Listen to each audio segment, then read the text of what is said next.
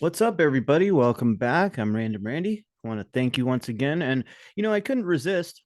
I had to jump back in and take another look uh, at this gentleman's newest video. And I think you all will agree that there's something very significant to this. So we're going to jump into it and I'll show you through some information regarding Because what he's someone sent speaking me a about. So link about let's a take a look. Let's museum. jump right in here. Take a look at it, Someone sent Phil. him a link about a museum, and we're going to look at those links Yourself. here in just a moment. 2 minutes of your time. Do you see what I see? The Museum of History in Granite. The idea is to engrave in granite highlights of the collective memories of humanity. The monuments are designed to last 4,000 years, so that in the future, when we're all gone, people of another time will be able to read our history, recorded in stone, similar to the ancient writings on the Egyptian pyramids, which were cut into sandstone over 4,000 years ago. Pretty interesting stuff. We got a little tree of life action happening over here. And then the six cardinal directions. Sorry, make it eight. Eight. But yeah, this place is out in the middle of nowhere in California. I mean, you can see what's around it. Absolutely nothing. And we're gonna dig more into this after his little 20-minute video. But I'm just super eager to share all this with everybody out there to kind of demonstrate that we definitely seem to be coming to a point where the story is going to change. Now, for them to be engraving all of this information on the current narrative into granite in the middle of the desert somewhere kind of says that there's something interesting. Some people might say scary, but I say interesting in the works for us in the near future. This is the Felicity Stone, a Rosetta Stone for the scholars of the future, with the same words repeated in many languages. What I wonder is if what we see as Egypt today, it's really just a museum put forth by the previous narrative, the folks that inhabited that previous narrative. Did they embed everything into this museum in Egypt that we call, Cairo, that we call Egypt, that we call the Giza Plateau?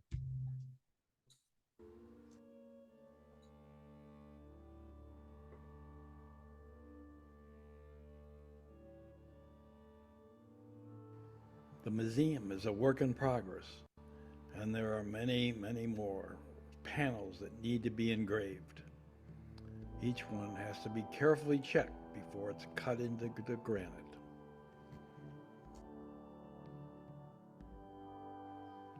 At the entrance to the museum, there is a section set apart where the original stairways of the Eiffel Tower from Paris now reside here.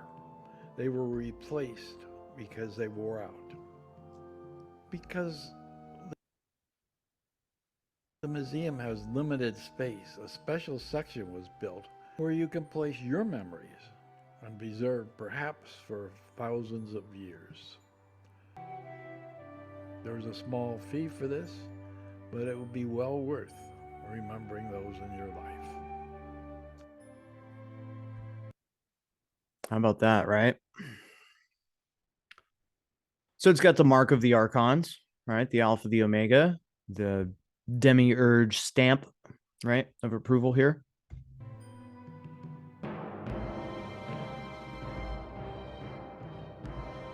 If I had to guess, I would say we are in the omega as opposed to the alpha.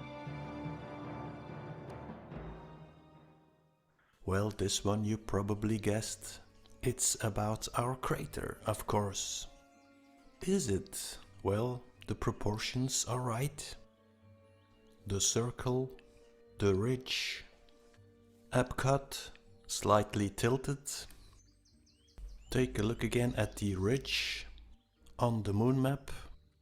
It's almost like a horse saddle.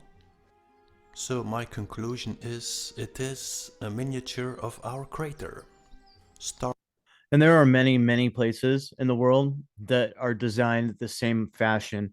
And so we're going to go into some more of those videos as time goes on. Again, I encourage you to take a look at these videos yourself, give it some time to sink in, compare it with maybe if you're reading into any like mythos or different, even some fictional tales, like a lot of what we've had in the early 1900s, stamped fiction really speaks to me, really speaks to me as though the information is what's important that's being carried forth, not so much just the fictionality of the story, right? Starship Enterprise. So everything is everything else, like I'm saying, and after seeing so many others find similar concepts, and there's no either or, there's only and then.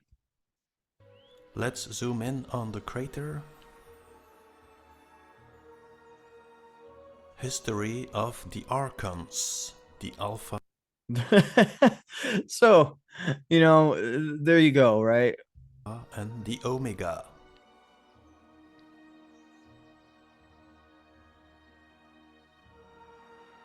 Cool concept. This brings you to the center of the crater.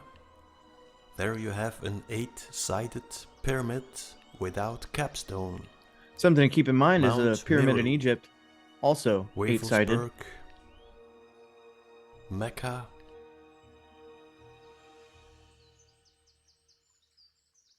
follow the path towards.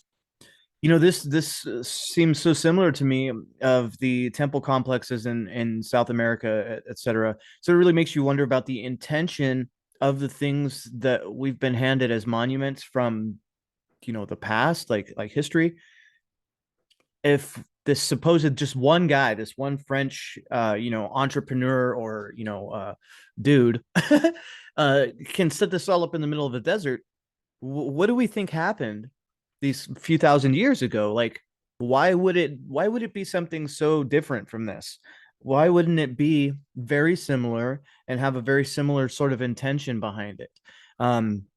Of course, there's not going to be anybody out there that's going to tell us, oh yeah, Egypt, that's was built as a museum, in the past because we knew there was going to be monstrous catastrophe or whatever. Keep in mind, this place is in the middle of the desert in California, so it's in a place that you know ideally will not see the weather, right? Will not see disruption.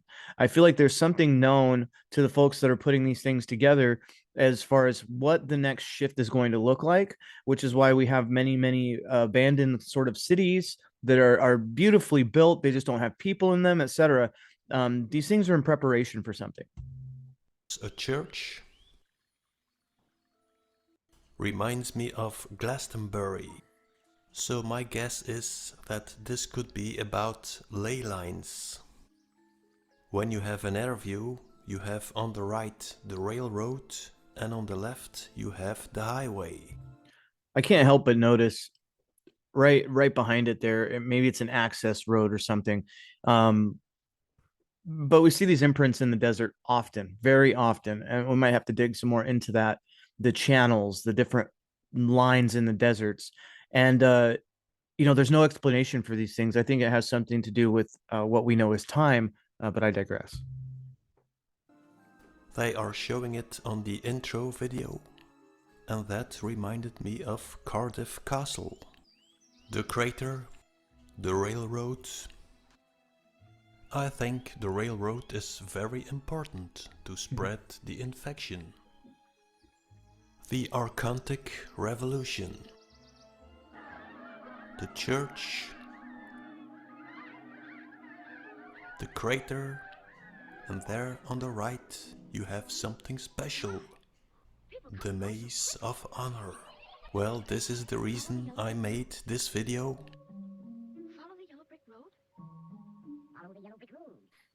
And I just put out that Remember one. my So video, go take a look at that last Escape video. from Flat Earth? Okay. Follow the yellow brick road.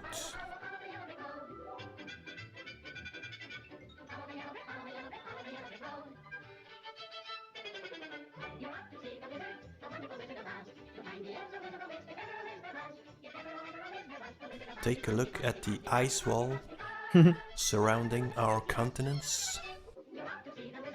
and there is only one exit.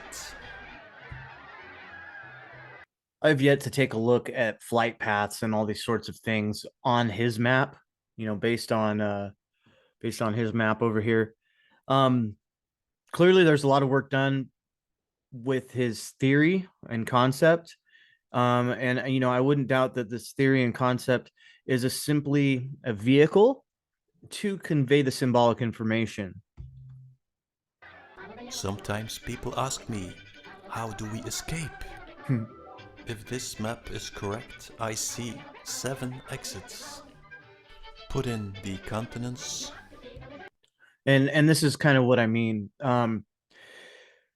First thing you're going to notice is like when you look at some of his maps, is we have like a flipping happening or a mirroring of many of the places.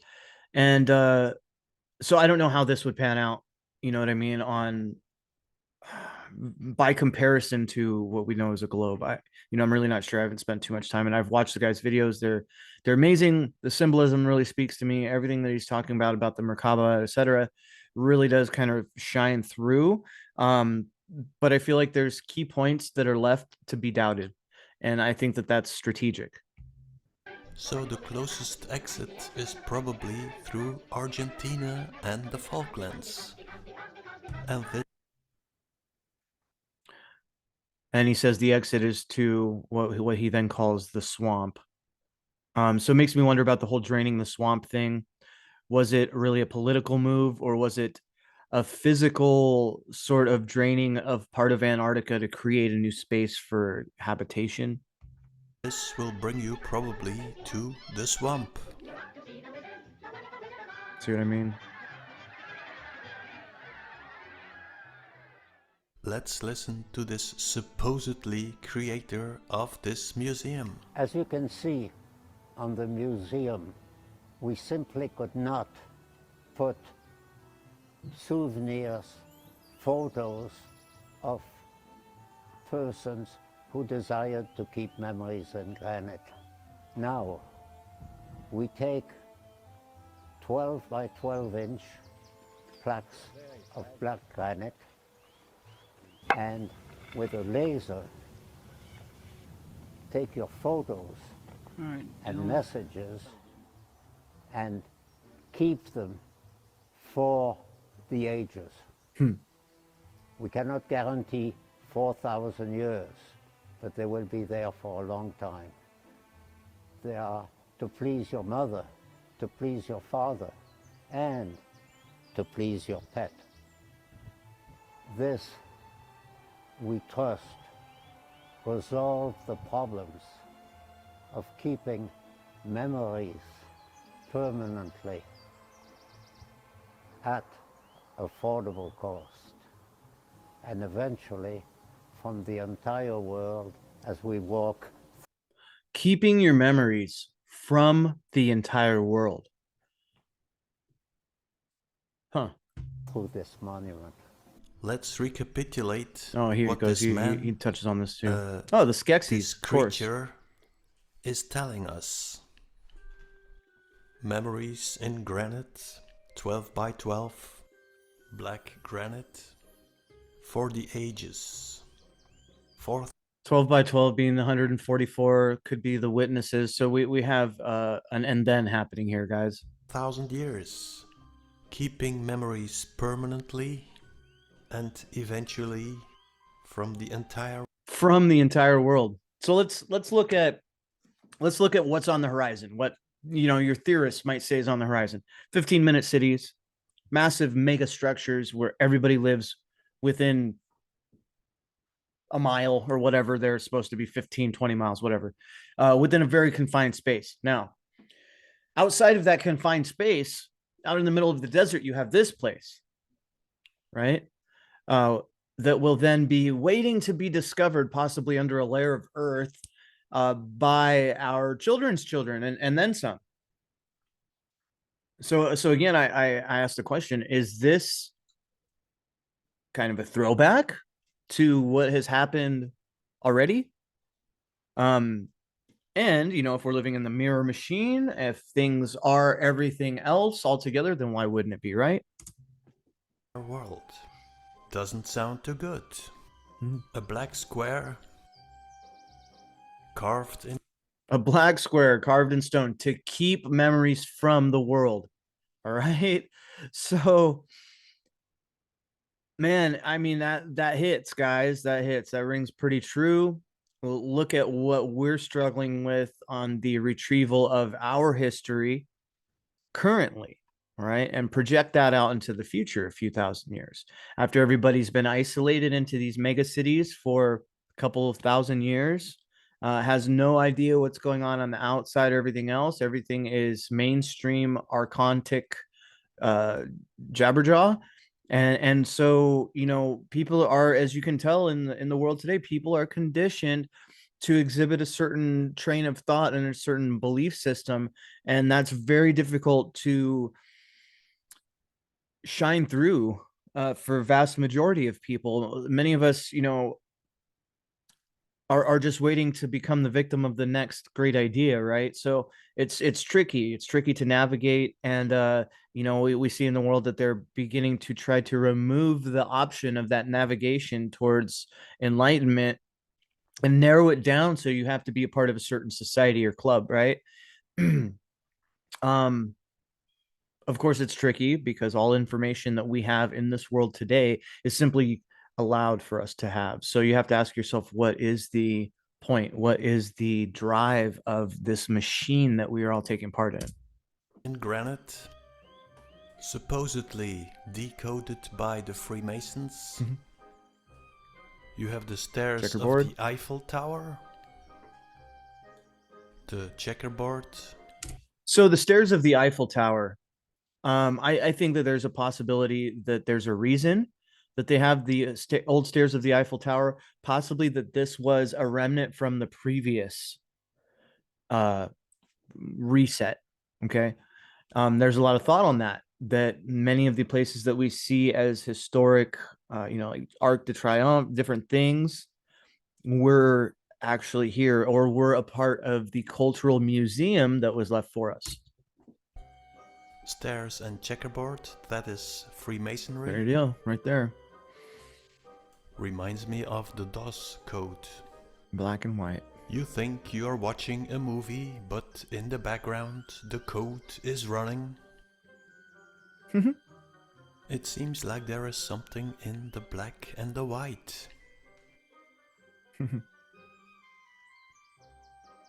The word photograph has the word photon and graph.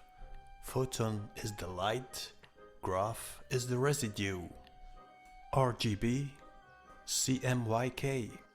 Where the photons cannot penetrate, you get residue. The shape of the maze reminds me of a hard disk. What do you need to make a hard disk? Let's say a ceramic underground, covered with metal particles, and a magnet. So, some folks were asking, why are they putting into the atmosphere the very same materials that exist within a 3D television? Just a thought. We cannot guarantee 4,000 years, but they will be there for a long time. So if I understand this correctly, they want to lock us up in the Matrix for 4,000 years. How nice. Now then, all right, kind of getting into what I was talking about. Is this what happened in the past? Were we sort of kept in a fantasy world and are now just being able to allow ourselves to come out of it? And is this the process? And is there a perfect purpose for all of this? Nice. So I would not call this the Maze of Honor, but the Maze of Horror.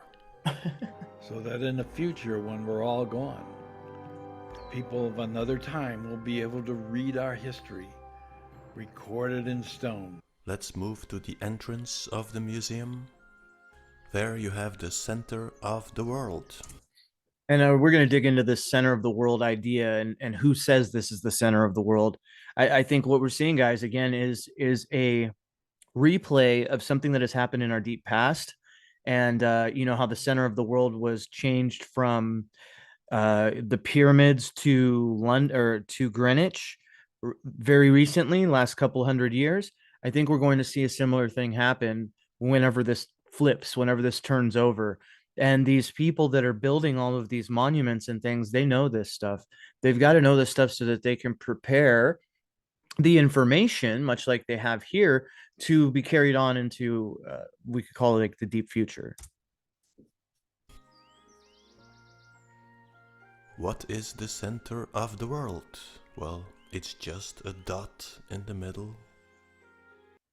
And it's official by certain standards. We're going to look into deeply what that is, why that is. And something to keep in mind is you've got to be able to afford and have the will to place your information within this system that they've built out here in the middle of the desert. What Supposedly is it you make all a wish about? on that. Well, it's not about this spot, it's about the spot on I the think bigger that's possible, Earth. right? It's about Epcot. We're gonna have to dig into In that Belgium, Disney side we of have a stuff. cemetery of the First World War, and it's called Tynecott. Hmm. So there must be something in Epcot.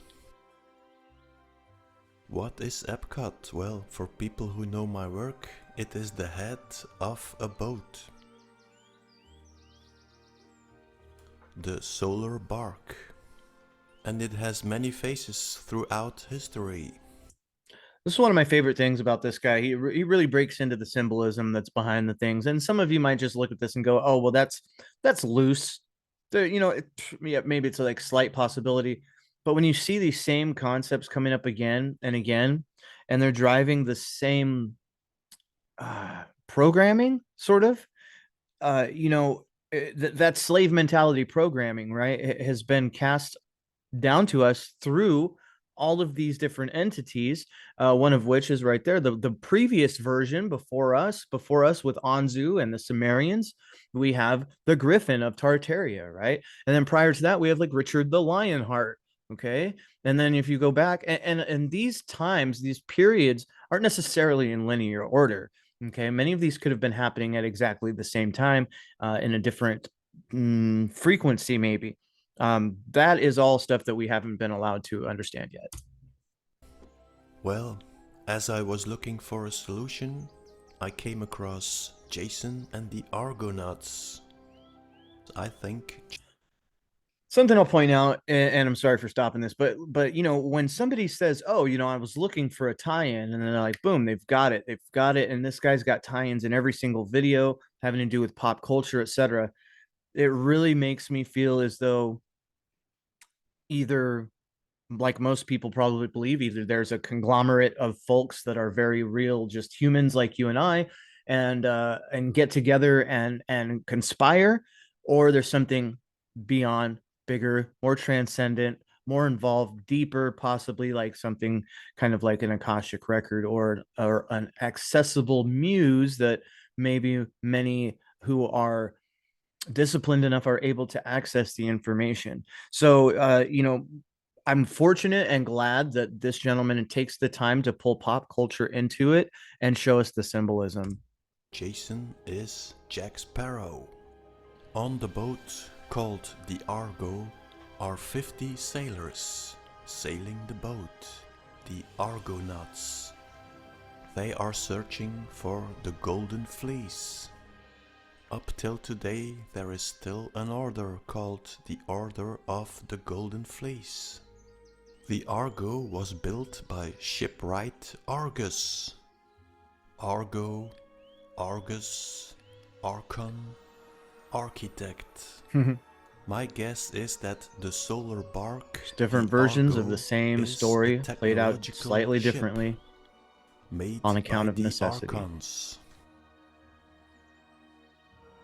Looking for some depictions of the Argo, I stumbled upon this painting. Again from Black the Pearl. Renaissance. Biagio d'Antonio.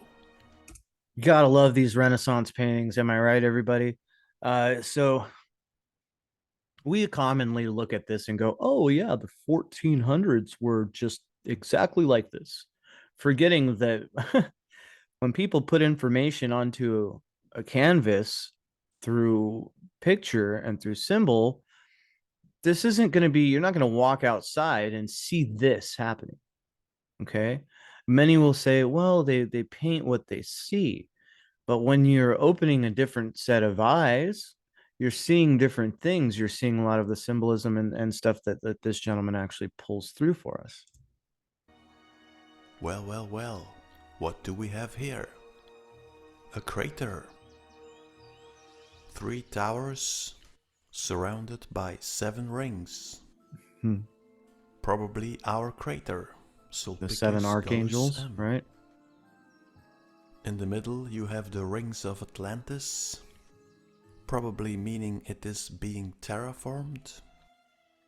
In the middle you have the box, seems to be a golden box. In the center you have the tree of life, the Taurus field, and in the Taurus field you have the golden fleece. Well, there's something about this Renaissance period I'm still not understanding. Where is Biagio d'Antonio getting his information? Do these people know we are living in a crater? Let's look for some more information. Some sources state that since people had not seen a ship before, they described the Argo as a monster. Well, remember the cargo cults?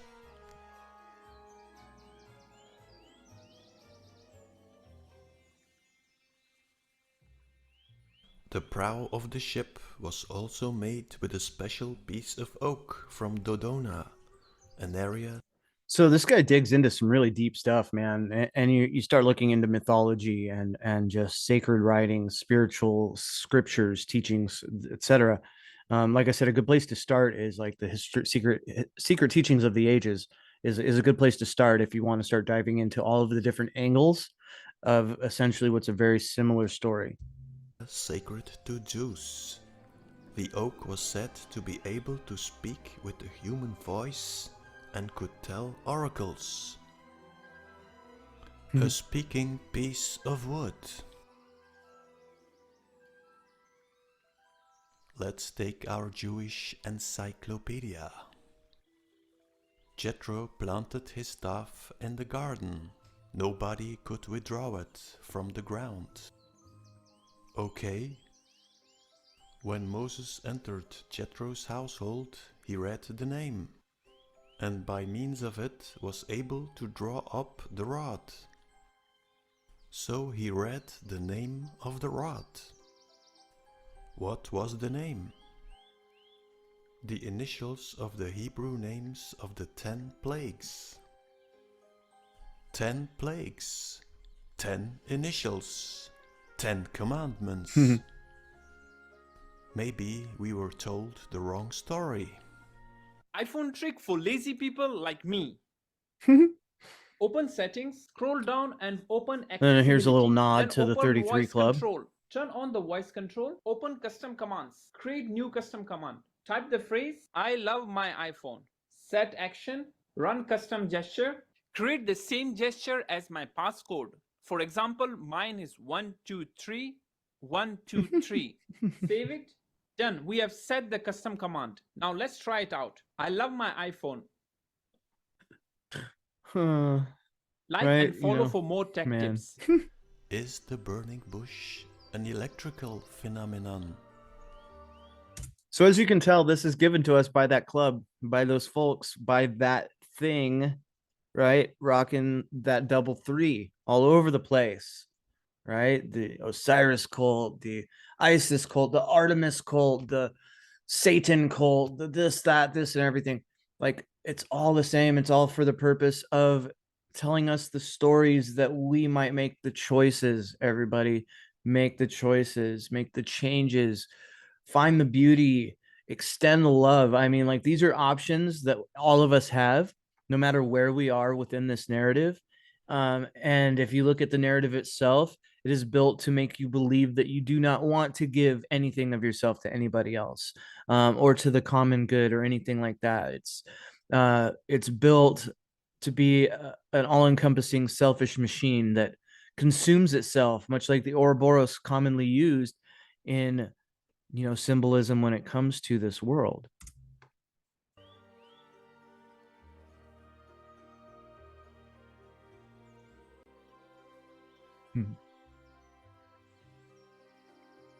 Is the burning bush just a communication device? Lichtenberg figures are given the illusion that something is blossoming, like Aaron's rod. Is it the jet? Energy in a piece of wood? Is wood just a idea of life, right? Before? Is this thing alive?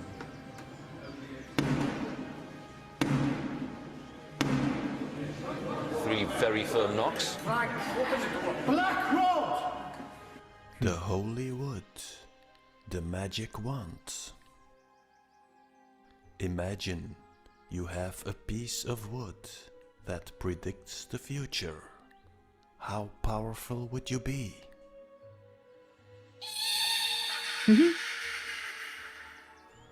Let's recapitulate.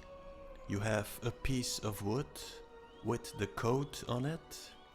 You read the code and the piece of wood starts to blossom. That activates the oracle. If this piece of wood would create mana, you have the 3 artifacts of the Ark of the Covenant.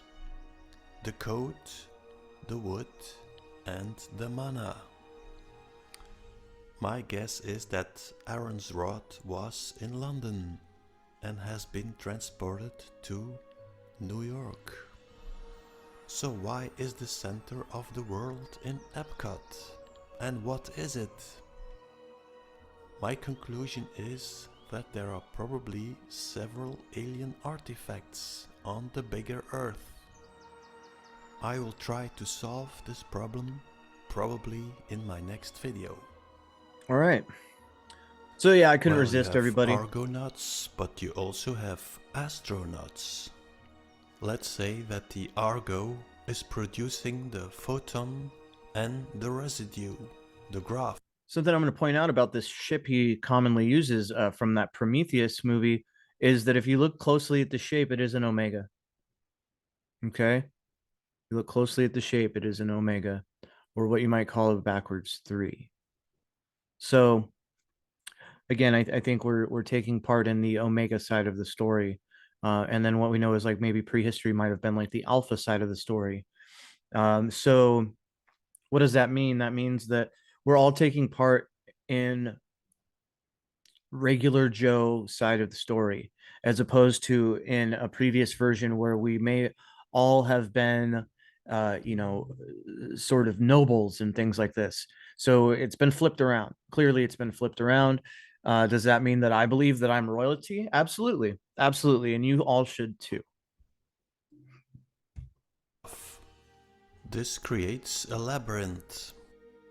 Spirits locked up in this labyrinth experience the world like a circle. The crater world. Now let's say that in the Argo world an astro world is created.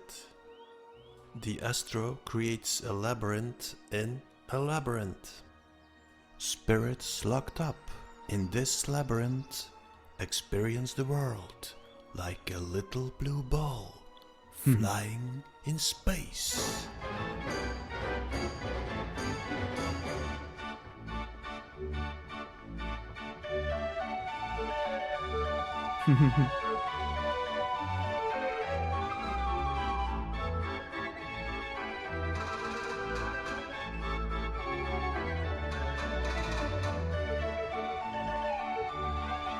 Gotta love that flying circus music, right?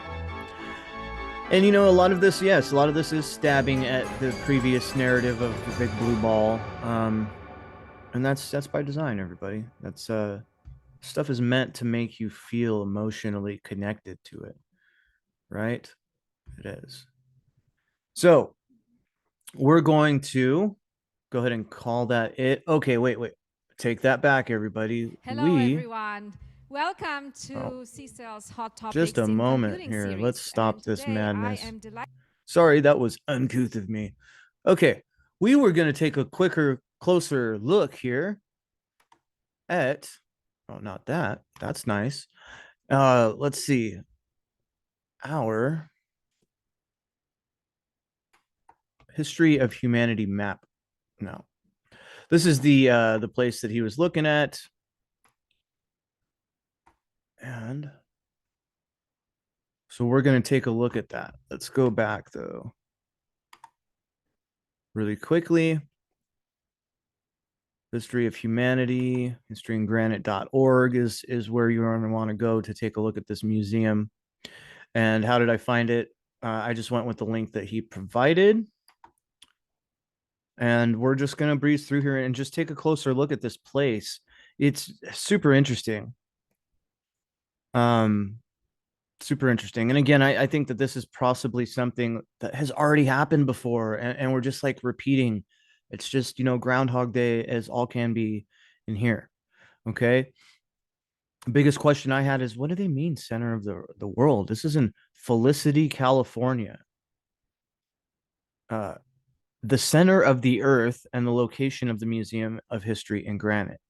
So, like I was saying about Greenwich, this is going to be kind of the new Greenwich. When? I don't know. They're building it to last 400 years. So let's take a look. The official center of the world is a dot on a bronze plaque within the pyramid. The center of the world or universe can be anywhere. Now, here's the cool part. It was set by law based upon a now popular book for children, Ko and the Good Dragon at the Center of the World. And just like they say, who argues with a fairy tale? So, is it possible everything that we've been handed is simply the product of a fairy tale or a story that came before us? I think it's a pretty valid argument, right? So, the idea is to create an archive that endures as the ancient writing of the Egyptian pyramids cut into sandstone over 4,000 years ago have done. Now, I have debates about the time period that they're speaking of here. I think that we have a layering and stacking of time, something to that effect, which causes much confusion. So, incredible place, the Rosetta Stone, right? The new one. Why would they be creating all of this unless it's known that some major shift is going to happen here? Okay. And the other thing I will point out is the design is still an homage to star forts, the star cities, the citadels, the city, electricity. It's all tied together with the control structure, everybody. Okay. So you see what all they put through here. This is the church, complete with where there used to be a rose window. We have this sort of jack design. Again, interesting about the stairwell. Pretty cool stuff. Pretty cool stuff. So let's see here. Let's jump forward. Let's take a look at their site. Let's look and see what they're really saying. Historyandgranite.org. Okay. A journey through the history of humanity. Here's what they intend to put here. Okay. Well, here's the exhibits, information, how much it costs. One, center of the world plaza. And we're going to look at why they want to call it the center of the world. But they have the history of humanity monuments, which this here, we're going to take a look at a rendition of the tree of life here in just a moment also, so that you can see the symbolism is heavily laid in. And if our world is based so significantly off of Kabbalah and these things. So current narrative, what do we know about current narrative? All of these things, right? All of these things. These are the nutshell that we live within right here, right? Timekeeping, crusades, energy use and innovation, languages, navigation, renaissance, world religions, early music, evolution of mankind, dynasties, 100 Years' War, Middle Ages, philosophy, Roman Empire, and numbers. Okay, that's just some of the stuff. But you see what their focus is. See what their focus is. Now, this is the Rosetta Stone of our era. So making these claims, saying these things is important. It's important. Okay. So, on behalf of the people of the world, the monument is designed for key for visitors of far distant future to understand our writings. On other panels of the stone is ancient Greek, ancient Egyptian, Latin, Sanskrit, classical Chinese. 2 of the 8 panels still await language. Most likely Aramaic will be featured on one panel, perhaps in mathematics on the last. So that's our culture, our time period in a nutshell here. So again, is it possible that this has already happened in what we call the past in Egypt? And then again, in what we're calling Rome or even England, right? So it'll have state history of all the states. So aside from maybe digital archives, this is going to be what the people have, literally written in stone, and it's all clearly constructed by Masonic types. Many would be like, well, then that means it's all bogus. And just keep in mind, these are the storytellers, guys. Like, that's ultimately what they are. What you decide is different, right? Hall of Fame of parachuting. So that's interesting. History of French aviation. So French, incredible storytellers, right? A lot of people would say, well, what are the French doing over here in California creating this monument? Well, they're part of the story. They're telling the story. They told a massive part of what we know as our story. Even if you look at mainstream history, the French are deeply embedded. And they generally have kind of a neutral perspective, which is why I think that they're being used to, be the namesake of this monument, the French Foreign Legion, right? So, there's a lot of questionable things, right? You can create a monument. Not sure what the cost is on that. I'm sure it's not cheap. Let's see what they're doing here to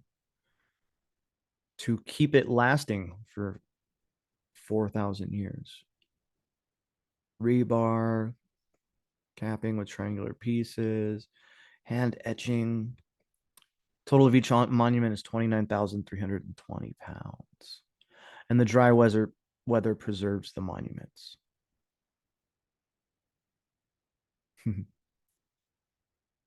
Museum's founder was a parachuter. Here's some interesting panels, right? See, and then we've got the moon panel. You see what I'm saying? So this is all current mainstream narrative. What if, guys, this narrative is falling apart? What can they do? But etch it into stone and leave it for the next unsuspecting victims. Our moon, the children's moon. So, there's early medicine. So this is all the stuff that we've been told in school, right? What would you do if your school of thought was being changed, overwritten? You would etch that stuff in stone, wouldn't you? That's what's going on here. It makes me hopeful for the future that possibly we're expanding beyond this narrative. Therefore, the narrative itself needs to be etched in stone and forgotten once again. Is this what happened in the past? Very basic, nutshell information on all of these concepts, the concept of law, the 10 commandments, right? So again, it's all very heavily based in what we know as the current going mainstream narrative. Mystical stone forms. Talk about some of the few that are still there, forgetting to speak about the fact that Stonehenge was essentially erected a couple hundred years ago. But hey, that's a whole nother thing. All right. So then we go into some of the Wild West stuff, a little bit of beautiful California, petrified forest, etc., the Great Pyramids, right? So I think that we're looking at a similar thing. It's a throwback. It's a throwback, right? It's possible, huh? Huh? So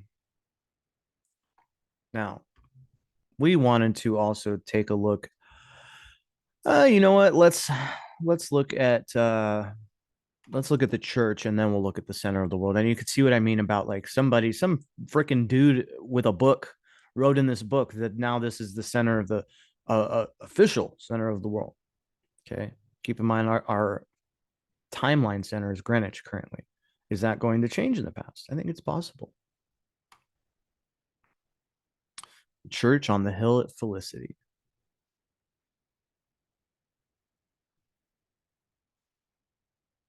A 1,000 feet from the sundial, whose gnomon, Michelangelo's arm of God, points to the church. The man-made hill. And they say man-made hill, but I wonder, guys, I wonder what's underneath it. I always wonder what's underneath all of this. So.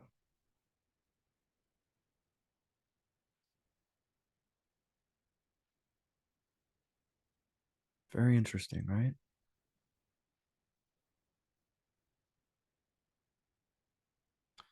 Blue glass window. Okay, so the founder is Jacques-Andre Istel.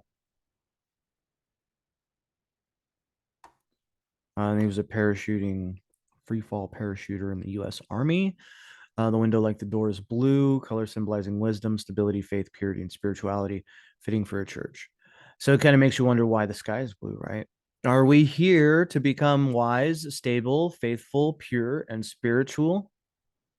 Possibility, right? Let's look at the church bell. Bells are fascinating. Gifted to the museum, cast in France. Bell was so heavy that the entire belfry had to be rebuilt. And they've got the good old Alpha Omega on there. And I do think he's onto something with the archonic nature of some of this symbolism. And indeed, all writings, all of the stories are going to be archonic in nature because it's the system. It's the system that we are within. So call it the Chaos Dragon, call it Tiamat, call it whatever you like. But let's look at why the center of the world is the center of the world here, in their eyes anyway. Center of the world could be anywhere. However, the official center of the world, identified for the first time in history, has a specific location set by law. How did this come to pass? Why, then, is Felicity, California, the official center of the world? And we're so very glad you asked. Here's our tickety-tack fucking reason. Co the Good Dragon at the Center of the World is a children's book. Now, in its 8th edition, written by the museum's, its 8th edition. Written by the museum's founder, Jacques-Andre Istel. Co has been likened to an American Babar. With the soul of an explorer, inviting children and adults alike to seek the invisible good dragons. Whoa, right? Like, weren't we? All right, let's go back. Let's go back into medieval times when we have the slaying of the dragons, right? No more Quetzalcoatl. Those dragons are long gone. Now we're coming into a time period, a reckoning, where we are being invited as children and adults alike to seek the invisible good dragons. That's cool. I'm good with that. I dig the invisible good dragons. They're good dragons, awesome people, right? So, according to Co, special spot in Felicity, California is the center of the world, and now it's official. So this guy wrote a book, dude. He wrote a book, and he's like, yeah. And so, like, this book, which I've never heard of,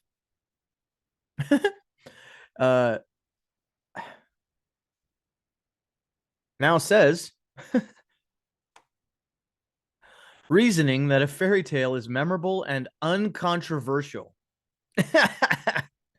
So just like everything else, they've got the reasons for. It's like, what does that even mean? What is this? Okay, anyway, May 21st, 1985. James Boucher, Val Bloom, Lewis Carroll, Louis M. Legaspi, and Abe Seabolt established into law by unanimous vote the new official center of the world. Who are these people? What gives them the right to say, no, this is our center of the world? So this has been planned for a long time, everybody. Like, all this stuff happening, like, come on, get your head out of your bum. This stuff is happening, and it's for a purpose, and You can call it a dark and evil purpose. Yes, the media and the Hollywood world and everything that you see out there through those screens, a lot of it is dark and twisted. Yes, but beneath all of that, many of these people are just taking their storytelling a little too far and pushing the control envelope, right? But as you can tell, they haven't gotten that full control. So what's to make everyone believe that they're going to? I don't personally believe they will. So 21-foot granite and glass pyramid.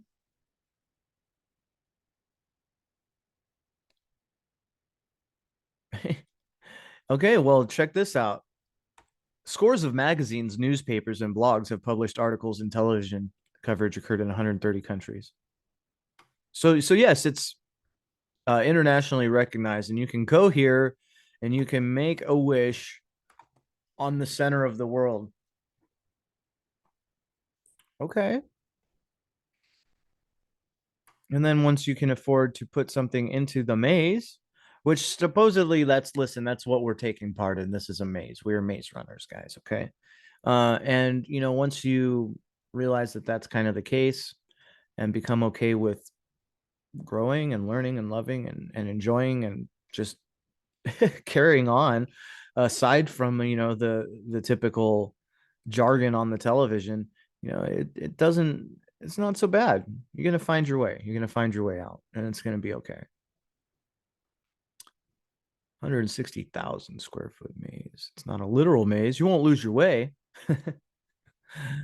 But its shape certainly invites visitors to participate in the ancient practice of labyrinth walking. I think this is why we're here, guys. Everybody, guys, gals, everything in between. Employed by different faiths, labyrinths offer a peaceful space for contemplation, meditation, and prayer. I think that that's what we're here to do. I think that that's what's going on. I think once you decide that that's what you want this place to be for you, it can be. So again, that was really quick on the back of the last one, but I was like, well, I got to check out this new video he's got, see what he's got going on here. I'm intrigued by the symbolism. I love the stories. I think they're amazing. I think stories are something that we can take hold of and use to shape ourselves into the most beautiful, awesome entities that have ever been and ever will be. It's just a matter of do we want to or not. So, kudos to you all out there wanting to walk your labyrinth and find your peaceful space for contemplation, meditation, and prayer and all of that. Congratulations, kudos, much love, everybody out there. And, hey, go around, share some of this stuff. If you like my digs into things, click whatever you click to, bring others the opportunity to see it. That's much appreciated. And please feel free and engage in the conversation either on YouTube at Random Fracts, or you can go and check out the Red Thread podcast wherever podcasts are available. And let me know what you think. Let me know what you think of the new stamp, the new art. If it needs to go back to the old one, I'm open to suggestion. And if there's any directions you'd like to point me in, please reach out. Let me know. There's so much interesting and awesome information out there in the world. It's it's kind of tricky to know where to navigate to from time to time. So much love. Godspeed, everybody, on your labyrinth. Walk on.